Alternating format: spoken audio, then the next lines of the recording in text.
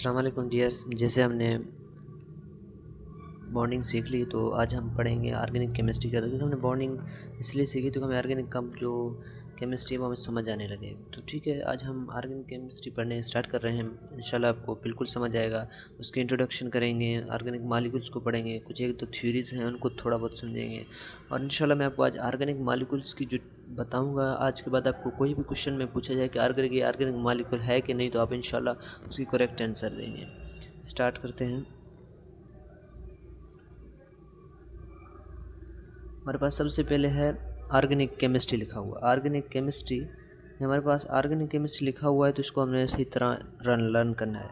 तो organic chemistry को learn करने से पहले हमें थोड़ी बातें समझनी पड़ेंगी कि ऑर्गेनिक ऑर्गेनिक केमिस्ट्री से पहले हमने ऑर्गेनिक मॉलिक्यूल्स के बारे में थोड़ा बहुत लर्न करना चाहिए। ऑर्गेनिक मॉलिक्यूल्स के बारे में तो देखते हैं कि ऑर्गेनिक मॉलिक्यूल्स क्या है। Organic molecule is carbon is directly attach with hydrogen. This compounds are called organic molecules. किसी भी कंपाउंड में कार्बन जब भी अटैच होगा हाइड्रोजन के साथ, वो हमेशा ऑर्गेनिक मॉलिक्यूल कहलाएगा। तो इसका मतलब क्या हुआ, तो मैं आपको समझाऊंगा कि किसी भी कंपाउंड में अगर के कार्बन और हाइड्रोजन आपको उसी टाइम आपको उसी फार्मूले में दिखाई दूँ तो समझे वो कार्बन हमारे पास ऑर्गेनिक मॉलिक्यूल है। समझ में आया? जिस किसी भी हो उसमें अगर के कार्बन और हाइड्रोजन साथ मिले तो उसे आप कहेंगे ऑर्गेनिक मॉलिक्यूल्स। इंशाल्लाह आपको समझ आया होगा कि ऑर्गेनिक मॉलिक्यूल्स को कैसे डिफाइन करें। अब यहाँ पे H2O लिखा है, इसमें H तो लिखा हुआ मगर कार्बन है नहीं, तो इसलिए हमारे पास ऑर्गेनिक मॉलिक्यूल नहीं है। ये हमारे पास लिखा हुआ है कार्बन डाइऑक्साइड, इसमें कार्बन तो है मगर हाइड्रोजन नहीं, ये भी नहीं है। ये हमारे पास लिखा है कार्बन और हाइड्रोजन, हाँ कार्बन और हाइड्रोजन सेम टाइम पे है, ये है। और इसके बाद CH12O6 लिखा हुआ है, इसमें कार्बन हाइड्रोजन ये भी है। याद रखिए, कार्बन हाइड्रोजन हो उसके बाद कोई भी एलिमेंट हो फिर कोई फ़र्क नहीं पड़ता, मगर कार्बन हाइड्रोजन प्रेजेंट होना ज़रूरी है।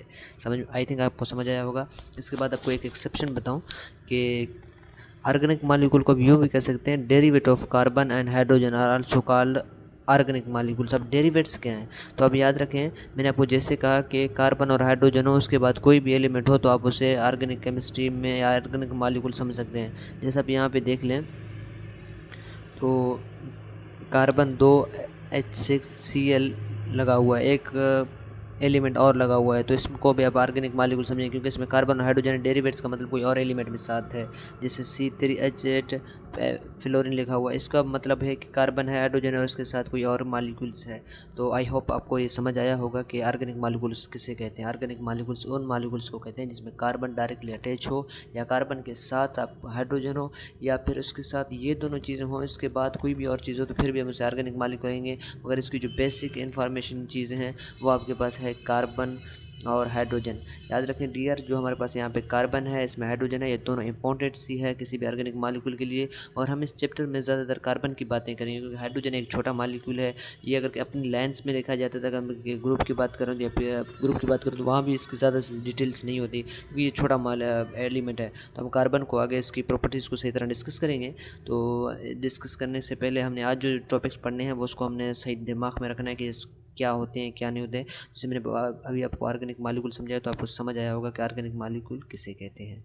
तो डियर आप एक बार सुने, ऑर्गेनिक मॉलिक्यूल्स वो मॉलिक्यूल्स होते हैं जिसमें कार्बन और हाइड्रोजन आपको दिखाई दे, और दिखाई दे उसे ऑर्गेनिक मॉलिक्यूल्स कह सकते हैं, या ये भी कह सकते हैं कि जिसमें कार्बन और हाइड्रोजन हों, दोनों हों, और इसके बाद फिर कोई मॉलिक्यूल हो तो भी हम इसे ऑर्गेनिक मॉलिक्यूल कहेंगे। आई थिंक आपको समझ आया होगा।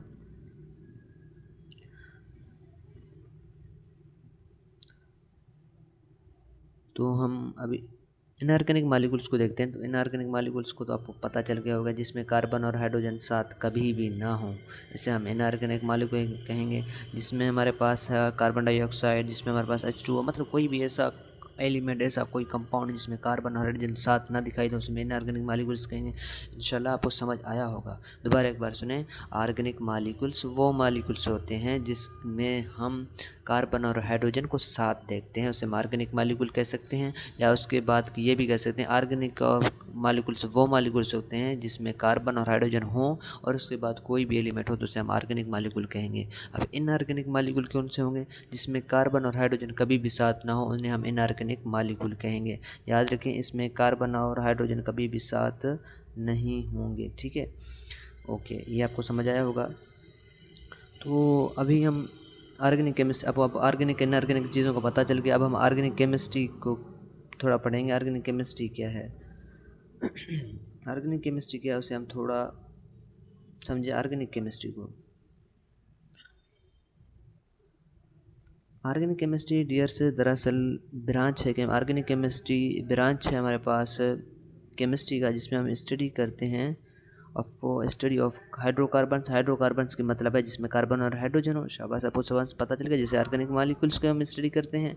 एंड दियर डेरिवेट्स, डेरिवेट्स का मतलब अभी आपको समझा, जिसमें कार्बन हाइड्रोजन हो, उसके बाद कोई भी एलिमेंट हो, जिसमें मैंने क्लोरीन लगाया था, इसी को हम कहते हैं डेरिवेट्स ऑफ कार्बन से। डेरिवेट्स ऑफ कार्बन कंटेनिंग और डेरिवेट्स हों, या हम कहेंगे कार्बन कंटेनिंग मॉलिक्यूल्स को भी हम क्या कहेंगे, ये हमारे पास हो जाएंगे ऑर्गेनिक मॉलिक्यूल्स। अब कार्बन कंटेनिंग मॉलिक्यूल्स, आपको ये बात आपको थोड़ा और भी चेंजिंग में ला सकता है, क्योंकि बेटा ये क्वेश्चन ऐसे क्वेश्चंस होते हैं जो थोड़ा मुश्किलात में लाए। जैसे आप कहेंगे कि कार्बन कंटेनिंग मॉलिक्यूल को हम ऑर्गेनिक केमिस्ट्री में पढ़ रहे हैं, तो कार्बन डाइऑक्साइड को हम क्यों नहीं पढ़ रहे हैं? तो बेटा ये कुछ एक्सेप्शन वाली बातें हैं, जिसमें कार्बन हो और उसके साथ हमारे याद रखना कि उसके साथ हमारे पास हाइड्रोजन भी होना ज़रूरी है। ओके, ठीक है। अब ऑर्गेनिक कंपाउंड्स की ओरिजिन कहाँ होती है, वो निकलते कहाँ से हैं? अभी की बात नहीं कर रहा हूँ बेटा, एक ऑर्गेनिक केमिस्ट्री जब बना था उसी टाइम का बात कर रहा हूँ। आई थिंक मैं अभी 100 साल पीछे चला हूँ, 100-200 साल पीछे चला हूँ, वहाँ से बात कर रहा हूँ। Organic chemistry, organic compounds only living organism से मिलते हैं। तो कुछ साइंसदान थे, आई थिंक 1815 में ये बात भाई चलाई गई कि ऑर्गेनिक कंपाउंड जो होते हैं वो ओनली लिविंग ऑर्गेनिज्म से मिलते हैं, जिससे कि प्लांट रहे और हमारे पास एनिमल्स रहे, इन दोनों से मिलते हैं। ओके, समझ में आ गया? तो ऑर्गेनिक कंपाउंड्स को हमारी ओरिजिन होती है वो लिविंग ऑर्गेनिज्म से ही होती है। जी हाँ, तो डियर कह रहे थे कि ऑर्गेनिक मॉलिक्यूल्स लिविंग ऑर्गेनिज्म से मिलते हैं। वो कौन थे? वो एक साइंटिस्ट थे ब्रिजेल्स। उन्होंने 1815 में एक थ्योरी दी थी, जिसे हम वाइटल फोर्स थ्योरी कहते हैं। वाइटल फोर्स थ्योरी में उन्होंने यही कहा था, ये थ्योरी का मतलब तो रिटर्न किया था, यही कहा था कि ऑर्गेनिक कंपाउंड जो होते हैं वो ओनली ऑन लिविंग ऑर्गेनिज्म से मिलते हैं, जिसमें आपके पास प्लांट और एनिमल्स है। ओके, इन चीज़ों से मिलती है। यार ब्रिजेल्स की थ्योरी थी, पर इस तरह तो नहीं है।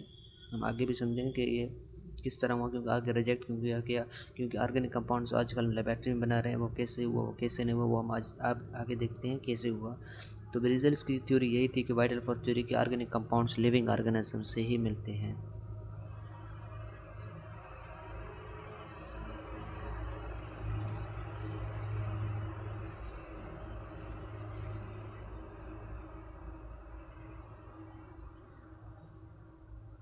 एक साइंटिस्ट है वोलर, याद रखें वोलर, ये ब्रिजेल्स का ही स्टूडेंट था, जिन्होंने 1828 में एक और उस जो वाइटल फोर्स थ्योरी थी उसे रिजेक्ट किया, डिस्ट्रॉय किया वाइटल फोर्स थ्योरी को।